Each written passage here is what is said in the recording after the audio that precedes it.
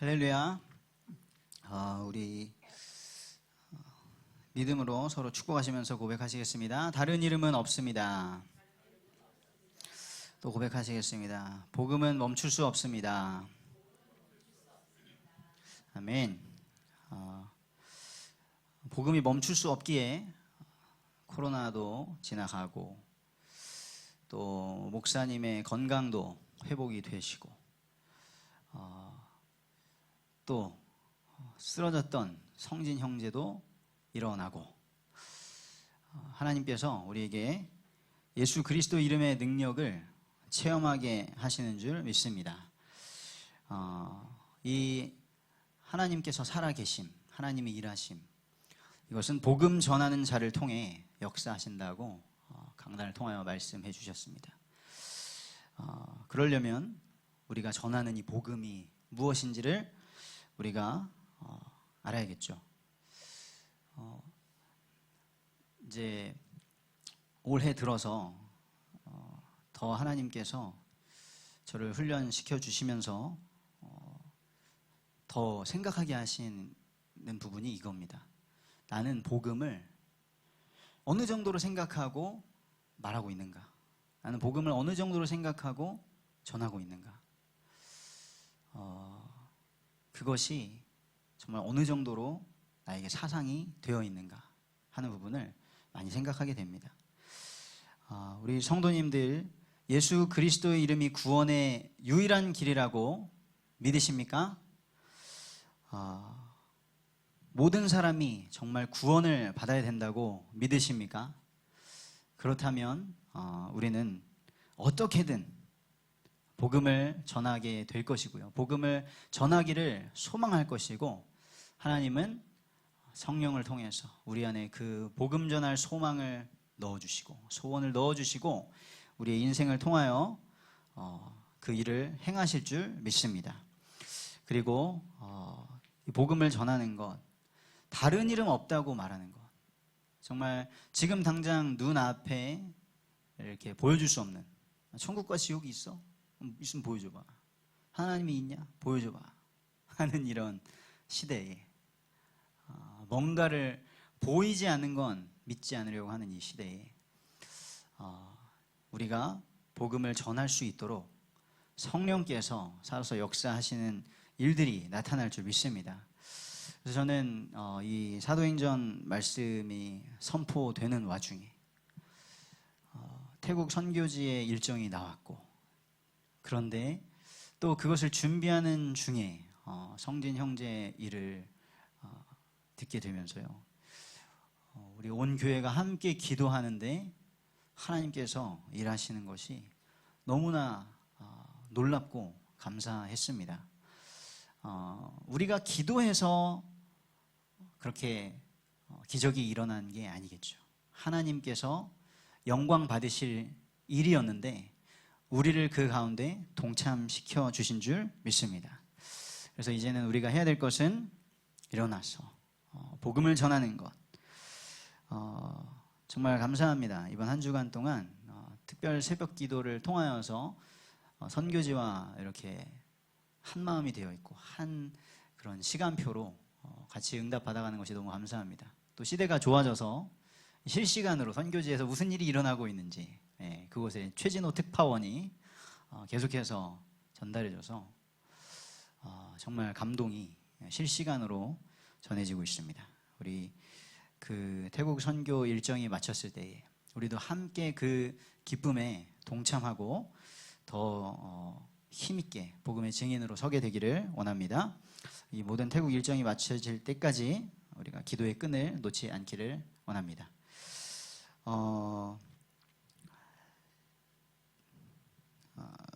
이번 주에 이제 오늘까지 월화수 이번 특별 새벽 기도 때 함께 기도해 주셔서 우리 중고등부 아이들 6명과 함께 청소년 홀리그라운드 캠프라고 우리 백석 교단에서 하는 수련회를 다녀왔습니다. 올해로 3회 차더라고요. 3년 전에 이제 시작이 된 거죠. 근데 백석 교단에서도 3년 전에 한 번 좀 요구가 있어서 이렇게 했는데 그냥 그때 한번 하고 이제 뭐 안 하겠지 싶었는데 참석하셨던 그 교회들의 요구가 너무나 커서 이제 작년에도 하고 또 올해도 이어서 하게 되었다고 합니다. 정말 기도해 주신 덕분에 너무나 아이들이 은혜 받는 것도 은혜 받았고요. 하나님께서 저에게 정말 많은 은혜와 또 새로운 사역의 동력을 부어 주셨습니다. 또 이제 정말 기도해야 되는 그런 상황인지라 새벽에 천안에서 다시 여기로 복귀를 해서 현장에서 새벽 기도를 드리고 또 다시 돌아가는 그런 일정으로 움직였는데요. 그럼에도 불구하고 하나님께서 더 육신의 힘은 빼게 하시고 하나님의 뜻이 무엇인가, 하나님께서 지금 우리 저에게 또 우리 아이들에게 하실 일이 무엇인가, 거기에 더 집중하게 되었습니다. 이번에 이 수련회의 주제가 예수님이라면 어떻게 하실까입니다. 그래서 계속해서 질문하는 것이죠. 무슨 일이 생기면, 아이들이 원망을 하면 예수님이라면 어떻게 하실까? 아이들이 예배하는데 딴짓하고 졸면 예수님이라면 어떻게 하실까? 계속 질문하면서 하는데요. 그 많은 은혜로운 것들이 있었지만 저에게 가장 도전이 되고 또 힘이 됐던 것은 그겁니다. 저녁마다 이제 예배를 하고 아침마다 예배를 했는데요. 청소년 아이들이 한 300명 정도 앉아 있습니다. 1, 2차로 오늘까지 1차가 끝났고요. 목금토에 이제 2차 가는데 1차 때는 한 300명 받고 2차 때 한 700명 받는다고 하더라고요. 오히려 이제 적은 숫자가 있으니까 저희가 더 집중해서 이렇게 들을 수 있었는데 그 300명의 청소년 아이들을 앉혀놓고 이제 강사 목사님들이 메시지를 전하시는 거예요. 그런데 뒤에서 보면 몇 명이 듣고 있는지 잘 모르겠습니다. 그런데 그 강사님들이 자신의 모든 수단과 또 모든 경험과 모든 것들을 동원해서, 모든 열정을 동원해서 아이들에게 예수 그리스도의 복음을 전하시는 겁니다. 내가 저 자리에 서 있다면 무슨 기분일까 생각이 들더라고요. 진짜 거의 뭐 기절하는 아이들 막 있고 대놓고 막 그냥 폰 꺼내서 보는 아이들 있고 뭐 다양합니다. 그런데 끝까지 그 복음을 전하시는데요. 많은 아이들이 은혜를 받았습니다. 그런데 그 은혜가 저를 덮쳐서 질문하게 되더라고요. 하나님께. 저 강사님들 한 분은 다니엘 기도에 또 나오셨던 분인데 한쪽 눈이 실명하신, 나머지 한쪽 눈도 실명하실 뻔하다가 지금 목사님이 되신 완전 불교 신자에서 그 불교에 외우는 거 있잖아요. 마하반야 하는 거. 그거를 한 글자도 안 틀리시고, 저는 그게 그렇게 긴 건지 몰랐는데 그 자리에서 한 글자도 안 틀리시고 지금도 다 외우시더라고요. 애들한테 보여주려고. 내가 얼마나 심한 불자였는지를 보여주시고, 그런데 어떻게 얼마나 크게 하나님의 사랑을 경험했는지를 나타내 주시려고 하셨는데요. 그 강사 목사님들을 보면서 하나님께 질문했습니다. 하나님, 저분들이 만난 예수님은 어떤 예수님이길래 저런 열정과 또 정말 이 다음 세대 아이들을 향한 그 끝없는 사랑, 어떻게 이렇게 부어지는 겁니까? 어떻게 저렇게 인생이 변하셔서 더 시간이 갈수록 더 그 열정이 커지시는 겁니까? 하나님께 질문하면서 제가 믿고 있는, 믿었다고 한 예수님, 제가 알았다고 한 그 예수님 다시 생각해보는 그런 시간이었습니다. 우리 모든 사랑하는 성도님들도 예배하실 때마다, 하나님 말씀을 듣고 읽으실 때마다 그리스도에 대한 그 사랑이, 복음에 대한, 하나님의 나라에 대한 열망이 더 커지고 깊어지시기를 축복드립니다. 네, 오늘 나눌 말씀의 제목은 사랑을 받는 자녀같이 행하라. 우리 함께 고백하시겠습니다. 사랑을 받는 자녀같이 행하라. 네, 1번입니다. 사랑을 받는 자녀는 어떻게 해야 됩니까? 1절에 말씀하십니다. 사랑을 받는 자녀같이 하시면서 2절에 너희도 사랑 가운데서 행하라. 사랑을 받는 자녀는 사랑 가운데서 행하는 것이죠. 내가 사랑받았으니까. 근데 이 말이 5장이 이렇게 시작합니다. 그러므로 이렇게 시작하죠. 그것은 이 4장 마지막에 있던 내용이 이어져서 거기에 대한 결과로 그러므로 이렇게 해라 라는 말씀입니다. 우리 지난주에 담임 목사님 태국 가시기 전에 우리에게 에베소 4장의 말씀을 쭉 해주셨죠. 새 사람을 입으라.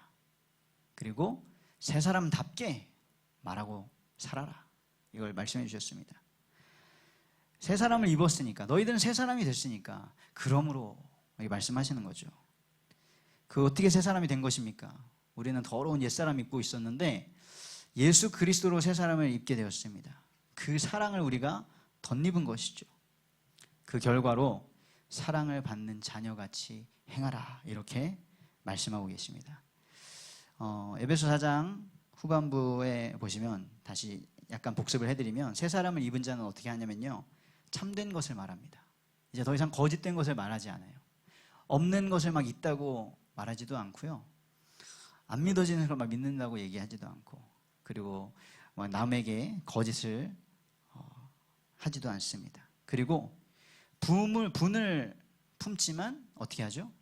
분을 오래 품고 있지 않습니다. 분이 나죠. 화가 납니다. 예수님 믿는다고 뺨 맞으면 화 안 나겠습니까? 화 나는데 그 분을 오래 품고 있지 않고, 또 선한 일을 하고요, 선한 일을 하고자 합니다. 양선이라고 하죠. 그 성령의 열매에서 선을 행하고자 하는 마음이 계속 생기는 거예요. 그리고 덕을 세우는 일을 하는 것이 이 새 사람을 입은 자들입니다. 우리가 그리스도의 사랑을 입어서 새 사람이 되었는데요, 1절에 말씀하십니다. 너희는 하나님을 본받는 자가 되라. 우리가 하나님을 어떻게 본받을 수 있을까요? 하나님의 속성에는 우리에게 나눠주신 것이 있습니다. 공유해 주신 것이 있어요. 그것을 본받는 것이죠. 하나님의 절대적인 것, 영원한 것, 이런 속성은 우리는 닮아갈 수가 없습니다. 본받을 수가 없습니다. 왜 우리가 하나님을 본받아야 합니까? 우리가 사랑받는 자녀라 그랬잖아요. 그럼 하나님은 누구죠? 아버지. 우리 아버지. 자녀는 아버지를 본받는 것이죠. 우리 하나님 아버지는 어떤 분이십니까? 거룩하신 분입니다. 공의로우신 분입니다. 그리고 사랑이 많으신 분입니다. 그 하나님께서 우리를 하나님의 형상으로, 자기의 형상으로 만들어주신 것이죠. 그 하나님의 거룩함, 하나님은 사람과 다르시잖아요. 그냥 다르십니다. 그런데 그 하나님이 우리를 사랑하셔서 하나님의 형상으로 만들어주셨는데 우리가 범죄하여서, 죄로 인하여서 그 결과로 하나님과 단절되어 버리고 마귀의 자녀 되었죠. 영원한 지옥 백성이 되었죠. 그때 어떻게 하셨습니까? 로마서 5장 8절에 그리스도께서 우리를 위하여 죽으심으로, 하나님은 공의로우신 분이기 때문에 그냥 뭐 사랑하는 자녀인데 그냥 넘어가 이러지 않으시고 그 죄값을 치르셔야 했던 것이죠. 십자가에서.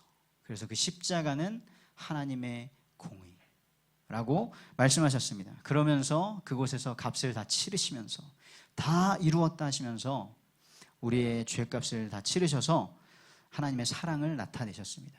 그리스도께서 우리를 위하여 죽으심으로 하나님께서 우리에 대한 자기의 사랑을 확증하셨느니라. 아멘입니다. 예수님은 우리가 이방인처럼 나를 사랑해주는 사람, 나 사랑해주는 사람 사랑할 수 있잖아요. 너 나 사랑하는구나. 나도 너 사랑해. 그리고 우리 형제들, 가까운 사람들, 친한 사람들 사랑할 수 있습니다. 그런데 그건 이방인들도 하는 것이다. 예수님 뭐라고 하셨죠? 원수까지도 사랑하라. 그렇게 해서 하나님 아버지처럼 너희도 온전하라 라고 말씀하셨습니다. 하나님 아버지를 본받는 것이죠. 하나님 아버지께서 먼저 보여주신 것입니다. 우리가 하나님께 범죄한 순간 공의 하나님께, 창조주 하나님께 우리는 반역을 한 것이죠. 우리는 원수가 된 것입니다. 죄인이 된 것입니다. 그런데 죄인 되었던 우리가 아직 죄인 되었을 때에 우리를 사랑하셔서 독생자 예수 그리스도를 보내주셨습니다. 2절에 말씀하십니다. 그리스도께서 너희를 사랑하신 것 같이. 그리스도의 사랑, 그리스도께서 우리를 어떻게 사랑하셨나요? 그 사랑을 알고 그 사랑으로 우리도 사랑하기를 원하는데요, 이렇게 말씀하시죠. 자신을 향기로운 제물로, 희생 제물로 드리셨습니다. 하나님께, 공의의 하나님께. 누구를 위하여? 우리의 죄를 위하여 희생 제물이 되셨습니다. 예수님이 말씀하셨죠. 나는 섬김을 받으러 온 게 아니야. 나는 섬김을 받으러 온 게 아니라 섬기려 왔다. 많은 사람의 대속물로 나를 주려고 왔다. 그 청소년 캠프 때 한 설교에서 이렇게 말씀하시더라고요. 악을 선으로 갚으라는 설교를 해주셨는데, 예수님께서 마지막 식사를 나누시잖아요. 만찬을. 그리고 나서 발을 씻겨주시죠. 근데 예수님은 다 아셨잖아요. 발을 씻겨주시는데, 이놈은 나를 팔을 놈이지, 이놈은 나를 3번 부인할 놈이고, 이놈은 도망갈 놈이고, 옷 벗고 다 도망갈 놈이고, 다 아셨어요. 아시고 발을 씻겨주신 것이죠. 그리고 너희도 이같이 하라 라고 본을 보여주셨습니다. 예수님은 우리가 그의 발자취를 따라오도록 친히 고난을 받으시고 그 본을 보여주셨습니다. 이게 베드로전서 2장 21절의 말씀이었어요. 이번에 우리가 캠프에서 예수님이라면 어떻게 하실까? 그게 원래 영어 소설을 번역한 제목이거든요. 영어 원작은 In His Steps라고, 그의 발자취를 따라입니다. 이 베드로전서 2장 21절의 말씀을 기반으로 하고 있습니다. 예수님이 가신 그 발자취, 예수님이 우리에게 주신, 우리를 사랑하신 그 사랑을 우리가 따라가는 것입니다. 구약의 제사를 계속 드렸습니다. 희생 제사를 계속 드렸습니다. 무엇을 위해서 드렸습니까? 죄사함을 위해서, 우리의 죄사함을 위해서. 하나님께서 자기 백성이 멸망하는 걸, 죄 가운데 멸망하는 걸 원치 않으셔서 그 죄를 사할 수 있는 길을 주신 것이죠. 대신 생명을 취해서, 피를 흘려서 우리의 죄를 속하여 주신 것이었습니다. 그래서 그 짐승을 태우는 그 탄내가 뭐가 좋겠습니까? 그런데 그 화제는, 그 번제는 하나님께 향기로운 냄새였다라고 말씀하십니다. 왜 그렇습니까? 하나님이 사랑하시는 자기 백성들의 죄가 사해지는 거예요. 그 죄가 타서 없어지고 하나님께서 하나님의 자기의 사랑하는 백성들, 자기의 자녀들과 함께 거하실 수 있게 되신 것이죠. 그 구약의 모든 제사는 그리스도의 대속을 예표하는 것이다. 우리가 오후 예배 때 배웠습니다. 우리가 그 그리스도의 사랑을 잊지 말고 그 사랑으로 사랑하게 되기를 원합니다. 네, 두 번째입니다. 우리를 3절에 말씀하신, 우리 3절을 한번 읽어보겠습니다. 음행과 온갖 더러운 것과 탐욕은 너희 중에서 그 이름조차도 부르지 말라. 이는 성도에게 마땅한 바니라. 네, 우리를 성도라고 부르셨어요. 우리가 하나님의 사랑을 받는 자녀가 되었는데 우리를 또 뭐라고 부르시냐면 성도다. 너희는 성도야. 거룩한 자들이야. 성도는 무엇을 해야 될까요? 성도가 행할 마땅한 것들, 마땅한 것을 해야 됩니다. 먼저는 3절과 5절에 나와 있는데요, 음행과 더러운 것과 탐욕이 나옵니다. 5절에는 이렇게 말씀하시죠. 음행하는 자, 더러운 자, 그리고 탐하는 자, 곧 우상숭배자다 라고 말씀하십니다. 이것은 우상숭배라는 것이죠. 음행은 결혼 외에 다른 관계에서 일어나는 모든 부적절한 것들을 음행이라고 하지 않습니까? 진짜 저는 오늘 이제 그 목사님 나가 계신 동안 이제 수요 예배 준비를 해야 되는데, 그 어제 캠프에서 깜짝 놀랐습니다. 막 메시지에 대한 모든 것들을 다 강사님들이 알려주셔가지고 어젯밤에 그러시더라고요. 예수님을 믿는다는 것은 뭐냐?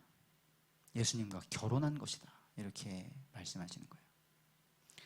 그래서 우리를 신부라고 하시잖아요. 신랑 되신 예수님. 결혼한 관계. 그러니까 예수님 외에 다른 무언가를 믿고 의지하는 것은 뭐가 되는 것입니까? 바람피는 것이고 불륜이고 음행이 되는 것이죠. 이렇게까지 말합니다. 우상 숭배자는 다 그리스도와 하나님 나라에서 기업을 얻지 못하리니. 이렇게 생각하는 사람도 있었잖아요. 우리가 구원받았으니까, 우리가 예수 영접했으니까, 뭐 바람 펴도 아니면 어떤 죄를 지어도 구원은 받는 거 아닌가. 그런데 여기 말씀하시는 거예요. 그런 자는, 그런 우상 숭배자는 하나님 나라의 기업을 얻지 못한다. 그런데 자세히 보면 이런 거겠죠. 이것을 해서 하나님 나라의 기업을 못 받는 게 아니라 하나님 나라의 기업을 못 받을 자들이 이것을 하고 있는 것입니다. 이 음행과 더러운 것과 탐욕, 이것은 갈라디아서 5장에도 보면요, 5장 22절에는 성령의 열매가 나오거든요. 근데 그 이전에 육체의 열매가 무엇인지 말하는 가운데 똑같이 나옵니다. 나무는 열매를 통해 알 수 있죠. 절대 좋은 나무에서 나쁜 열매가 맺어질 수 없습니다. 그것은 니는 깨끗하냐, 니는 실수 안 하냐 이게 아니라 실수할 수 있죠. 우리가 넘어질 수 있습니다. 그러나 우리가 죄를 지으면 어떤 마음이 들까요? 난 하나님의 자니까 괜찮아 라는 마음이 드는 게 아니라 부끄럽고, 하나님께 너무 죄송하고, 내가 사랑을 받는 하나님 자녀인데, 내가 거룩한 하나님의 백성인데 내가 넘어졌구나, 하나님 죄송합니다 라는 마음이 드는 게 정상이겠죠. 사랑하는 남자와 사랑하는 여자와 결혼을 했는데 바람을 펴놓고 난 결혼했으니까 괜찮아, 말이 안 되는 얘기죠. 예수님이 분명히 마태복음 7장 18절에 말씀하셨습니다. 나무는 열매를 통해 알 수 있다. 그래서 이 음행과 더러운 것과 탐욕의 열매가 맺어지는 건 절대 성도에게 마땅한 바가 아니다. 이름조차도 부르지 말라라고 말하고 있습니다. 그리고 성도는 마땅하게 말하는 것을 주의해야 된다. 지난 시간에도 새 사람을 입은 자의 새 사람답게 말과 삶 말씀하셨는데요. 무엇을 말하면 안 되죠? 누추한 것. 그것은 속되고 부끄러운 것. 입에 담기도 막 부끄러운 그런 말들. 다 압니다. 꼭 그게 어떤 말이에요 하지 않아도 우리는 알고 있습니다. 우리의 양심이 다 알려줘요. 어떻게 저런 말을 입에 담지 하는 말들이 있습니다. 그리고 어리석은 말. 어리석은 말은 죄악의 성향을 가진 말이라고 합니다. 원어적으로 보면. 그러니까 딱 말도 좋은 말인 것 같은데 하나님과 아무 상관없는 말. 너무나 좋은 말인 것 같고 막 세상에서 맞는 말인 것 같고 지식적으로 뛰어난 말인 것 같은데 하나님과는 아무 상관없는 말, 점점 하나님과 멀어지게 하는 말, 그게 죄악의 성향을 가진 말입니다. 어리석은 자는 하나님이 없다고 한다라고 시편 기자는 고백하거든요. 그리고 희롱의 말, 이거는 영어로 보면은 조킹이라고 나와 있어요. 농담이거든요. 근데 희롱하는 말은 원어적으로 보면 음란한 요소를 포함하고 있습니다. 참 희한합니다, 진짜. 꼭 뭔가 마음에 음란한 거, 더러운 것을 가지고 있는 사람이 말로 그거를 많이 표현하는데 군대에서 많이 봤거든요. 군대 아저씨들이 왜 그렇게 말하는지 모르겠는데 그런 말들을 많이 하더라고요. 저도 복음의 말씀을 들으면 들을수록 저 남을 웃기는 거 좋아하는데 그 개그맨들 중에도 그런 사람들 있잖아요. 남 한 명을 깎아내리거나 한 명을 망가뜨려서 웃기는 개그가 있지 않습니까? 근데 어느 날 말을 막 하다가 하나님 그냥 딱 느끼게 하시는 거예요. 네가 그 말을 해가지고 저 사람이 기분 나빠서 다른 사람 다 웃기면 그게 뭐가 좋은 거냐. 그 뒤로는 아예 누군가를 막 이렇게 깎아내려가지고 하는 그 말을 아예 안 하게 돼버렸습니다. 그래서 성도는 말하는 것도 마땅히 해야 될 말, 하지 말아야 될 말이 있는 것이죠. 그리고 성도는 마땅히 듣는 것을 주의해야 됩니다. 어떤 말을 주의해야 하죠? 6절 함께 보시겠습니다. 누구든지 헛된 말로 너희를 속이지 못하게 하라. 이로 말미암아 하나님의 진노가 불순종의 아들들에게 임하나니. 누가 철학과 헛된 속임수로 너희를 사로잡을까 주의하라. 골로새서 2장 8절에도 나오는 말씀인데요. 우리가 어떤 말을 듣느냐, 그것이 우리에게 영향을 미칩니다. 그래서 헛된 말, 그리고 속이는 말, 그 말 들으면 어떻게 되죠? 사기꾼들의 말이잖아요. 이거 뭐 100% 보장입니다. 뭐 그 수익률이 뭐 몇백 프로입니다. 그냥 얼마만 넣으면 됩니다. 말도 안 되는 거를 해요. 근데 그 말을 듣고 또 따르는 사람이 있고 피해자가 나옵니다. 이런 말을 귀담아 들으면 어떻게 되냐면요. 중요한 거가 인생이 뭐 사기당하고 힘들어지는 것도 문제인데 하나님의 말씀에 불순종하게 되는 거예요. 하나님은 절대 하나님은 우리 하나님 아버지, 아까 공의의 하나님이시잖아요. 거룩하신 하나님이시잖아요. 그런데 언제 하나님께서 한 번이라도 헛된 것, 거짓된 것으로 우리에게 말씀하신 적이 있으십니까? 그런데 이런 세상의 헛된 말, 철학, 뭔가 고상한 것 같고 맞는 것 같은데 성경과 맞지 않는 것들을 계속 듣다 보면요, 하나님의 말씀과 우리는 두 가지를 동시에 할 수 없거든요. 반드시 하나님과 멀어지게 되면서 어떻게 되냐면 불순종하게 됩니다. 그러면 불순종할 때에 마귀가 거기에 역사하는 거예요. 6절에 말씀하시죠. 하나님의 진노가 불순종의 아들들에게 임하나니. 에베소서 2장에서도 똑같은 말을 했거든요. 공중권세 잡은 자, 이 세상 풍조, 그것에 역사하는 영이 불순종의 아들들 가운데 역사하는 영이라. 그들은 본질상 진노의 자녀다라고 앞에서 똑같이 이미 말씀하셨죠. 그리고 이 헛된 말, 속이는 말은 언제 시작됐습니까? 창세기 3장에서 이미 아담과 하와에게 뱀이 한 겁니다. 그 뱀은 온 천하를 꿰는 자, 거짓말, 거짓의 아비, 살인자. 그래서 성도는 마땅히 듣는 것을 주의해야 될 줄 믿습니다. 그러면서 7절에 말씀하십니다. 그러므로 그들과 함께 하는 자가 되지 말라. 이런 말하는 자, 이런 것을 계속 들을 수밖에 없는 그런 자리. 이거 함께하지 않는다는 건 뭐 상종하지 않는다는 게 아니고요. 불신자들은 하나님 모르니까 다 그런 말들을 하지 않겠습니까? 그런데 함께 연합할 수 없다는 겁니다. 그래서 지금 참 우리가 계속해서 나라를 위해서 기도하고 있는데요. 분명히 정치계에도 많은 기독교인들이 있는데 지금 막 이렇게 소식을 보면 큰 교회들도 막 쪼개진다 하더라고요. 그 안에 의견이 다른 사람들이 있으니까요. 참 기도할 때마다 정말 그 정재계에 있는 기독교인들이 하나님의 말씀 위에 굳게 서기를 간절히 기도하고 있습니다. 우리 성도님들도 나라와 민족을 위해서 계속해서 기도해 주시기를 바랍니다. 세 번째입니다. 우리 8절 함께 보시겠습니다. 너희가 전에는 어둠이더니 이제는 주 안에서 빛이라. 빛의 자녀들처럼 행하라. 이렇게 말씀하시네요. 이제는 너희는 어둠이었는데 이제는 빛이다. 전에는 어둠이더니, 어둠은 죽음을 의미하죠. 생명이 없는 상태. 에베소서 2장 1절에 보면 허물과 죄로 죽어버린 상태. 그리고 골로새서 1장 12절에서는 너희를 흑암의 권세에서 건져냈다라고 말씀하시고요. 우리가 지난주에 본 것처럼 에베소 4장에는 옛 사람이 있죠. 계속해서 우리가 하나님께 범죄한 그 상태, 예수 그리스도의 구원이 없는 상태를 계속 성경에서는 말씀하시고 대조해서 사망에서 생명으로, 이거 계속 흑암에서 빛으로 말씀하시는데요. 예수님 말씀하셨어요. 요한복음 3장에 보면 악을 행하는 자는 빛으로 오지 않는다. 왜냐? 그 행위가 드러날까 봐. 빛은 모든 것을 드러내죠. 그렇지만 예수님은 빛으로 오셨습니다.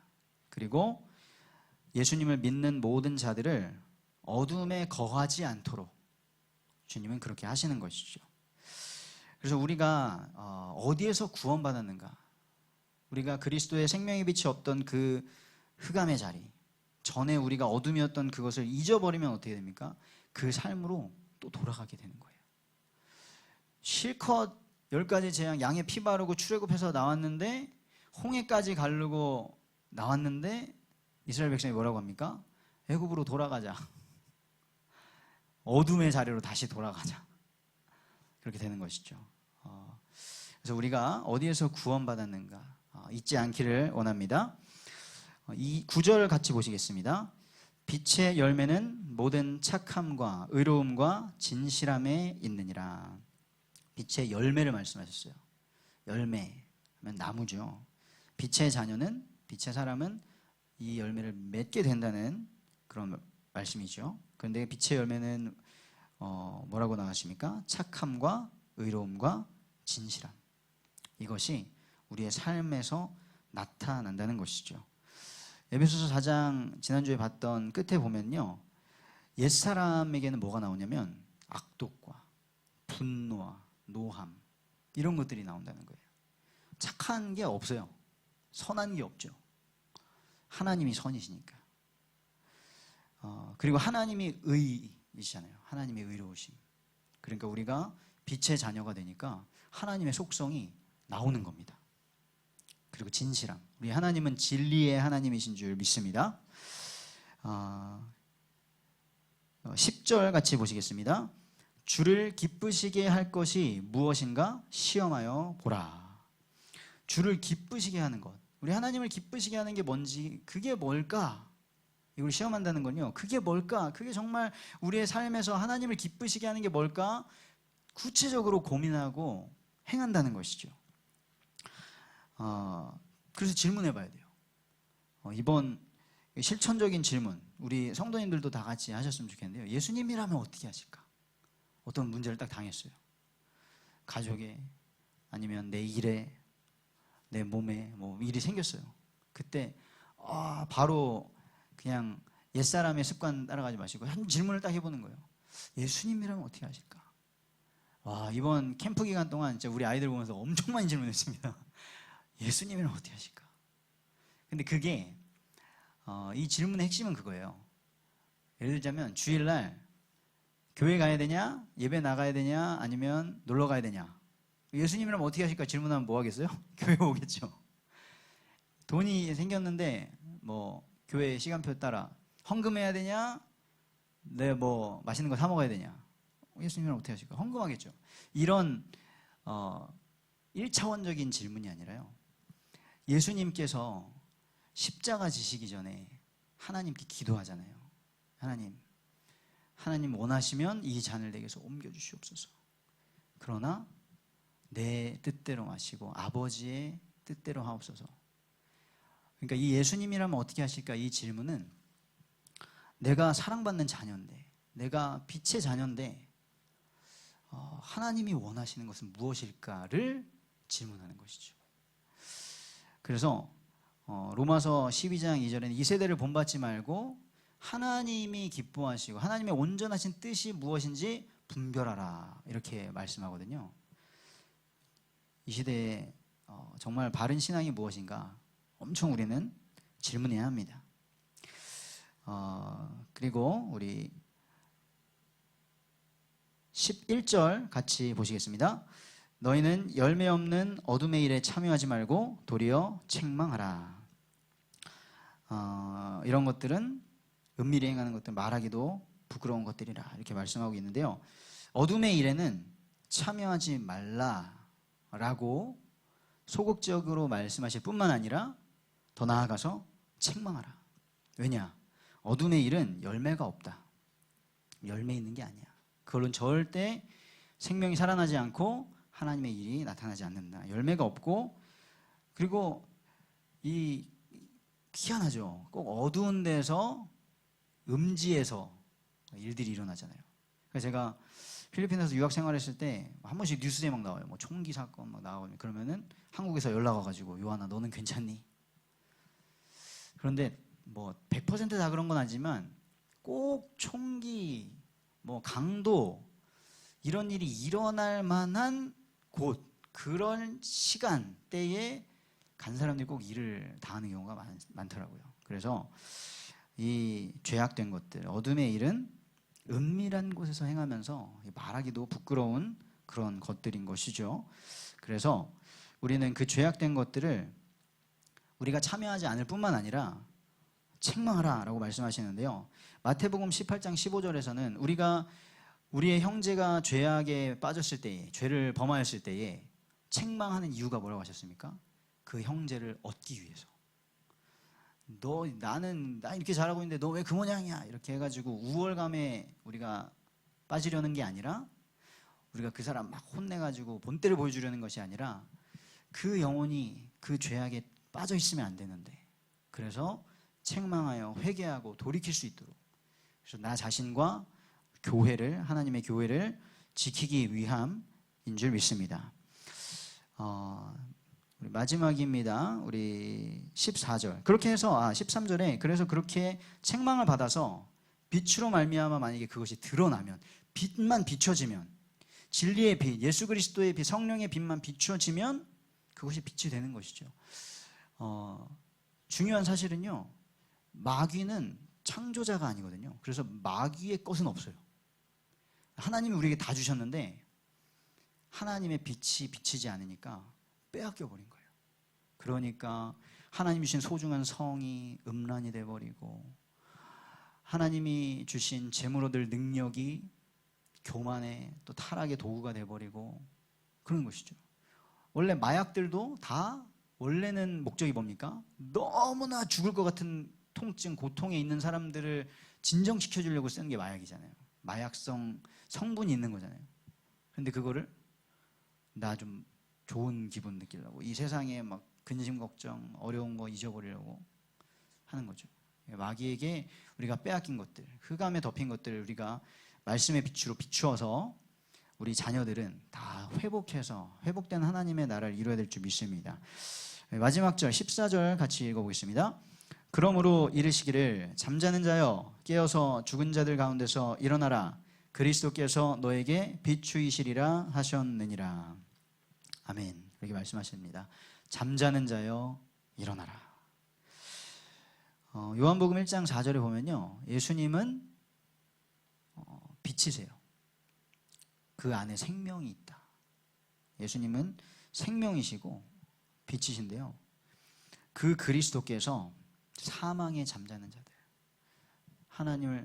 하나님을 대적한, 그 하나님의 사랑을 거부하고 음행한 그 죄악, 사망의 잠을 자는 자들을 부르시는 것이죠. 예수님은 빛으로 나와라, 빛으로 나와라, 일어나라, 그 죽은 자들 가운데서 일어나라. 그래서 그 음성을 듣고, 복음을 듣고 회개하고 돌이켜서 예수 그리스도를 영접하면 하나님의 자녀로, 마귀의 자녀에서 하나님의 자녀로, 흑암의 자녀에서 빛의 자녀로, 사망에서 생명으로 새롭게 태어나는 놀라운 일이 일어나는 줄 믿습니다. 우리가 이 구원의 역사 일어나는 예수 그리스도의 유일한 이름이 증인되기를 원합니다. 결론입니다. 우리가 사랑을 받는 자녀인데요, 자격이 없는데 사랑을 받았던, 무한한 사랑을 받았던 대표적인 사람이 있습니다. 구약의 호세아 선지자의 아내 고멜. 하나님께서 호세아 선지자에게 말씀하신 것이죠. 너는 가서 음란한 여자를 데려와서 결혼하고 함께 살아라. 데리고 와서 결혼했는데 남의 자녀를 배서 오는 것이죠. 남의 자녀를 배서 온 것도 그런데 그 배가 불러서 출산하는 거지 다 봐야 되잖아요. 이름까지 지어줬어요. 다 이름 지어줬어요. 그거를 한 명 참아줬는데 또 나가서 또 임신해요. 또 나가서 또 임신해요.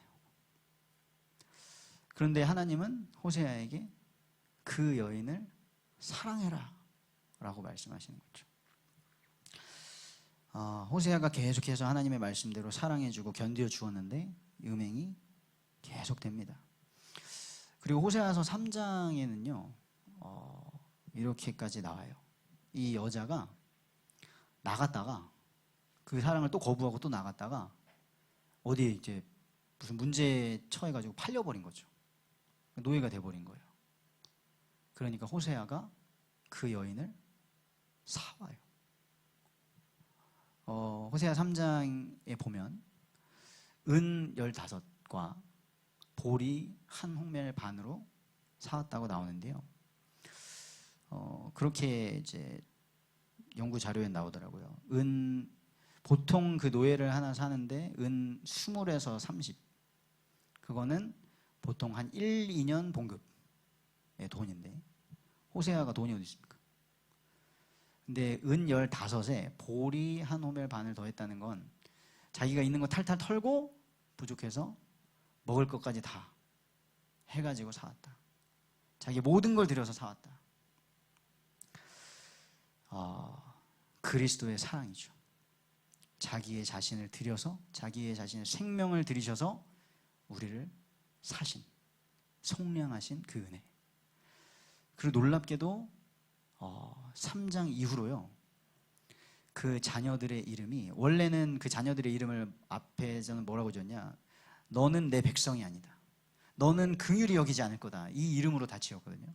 그런데 그 이후에는 이제 너는 내 백성이고 너는 내가 사랑하는 자다 라는 이름을 지어주면서 3장 이후로는 고멜이 또 바람 폈다는 이야기가 나오지 않습니다. 우리가 하나님의 사랑, 그리스도의 사랑을 받았는데요, 그 받은 사랑, 그리고 지금도 우리를 붙잡고 변치 않으시는 그 사랑을 기억하기를 원합니다. 나를 사랑하시는 그 예수님이, 내가 예수님으로부터 시선을 돌려서 음행과 더러운 것과 세상의 것, 우상숭배에 빠질 때 어떤 마음이실까? 아마 고멜이 계속해서 그 음행을 반복했던 것은 나를 사랑하는 저 남편의 마음을 몰랐던 것이겠죠.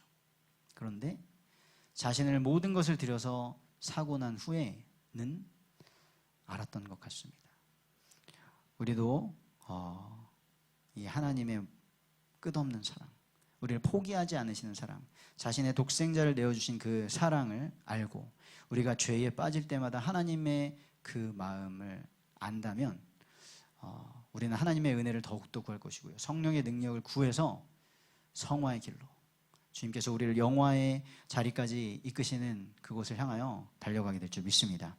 결론 첫 번째입니다. 우리가 성경에서 말하는 나, 하나님이 말씀하시는 나를 날마다 확인하기를 원합니다. 그게 우리의 신분이고 우리의 정체성이죠. 오늘 말씀하셨습니다.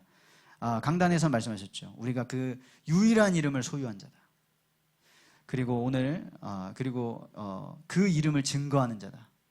다른 이름은 없다라고 말하는 우리는 자들이죠. 그리고 오늘 말씀에서는 우리는 사랑을 받는 자녀. 아멘이십니까? 그 두 번째입니다. 그리고 그 신분에 걸맞는 삶이 무엇인가 우리가 질문하는 거예요. 내가 사랑받는 자녀입니다. 하나님, 저는 오늘 어떻게 살아야겠습니까? 내가 빛의 자녀입니다. 어떻게 살아야겠습니까? 오늘 내가 어떤 선택을 하기를 원하십니까? 그래서 질문하는 것이죠. 예수님의 사랑을 받는 자녀는 어떻게 사랑해야 할까? 나는 어떻게 예수님의 이름을 증거할 수 있을까? 질문하시면 하나님께서 답을 주시고 인도하실 텐데요. 그럼 그 답을 주시겠죠. 그때의 세 번째, 마지막, 그 삶을 살 수 있도록 성령의 능력을 구하시길 바랍니다.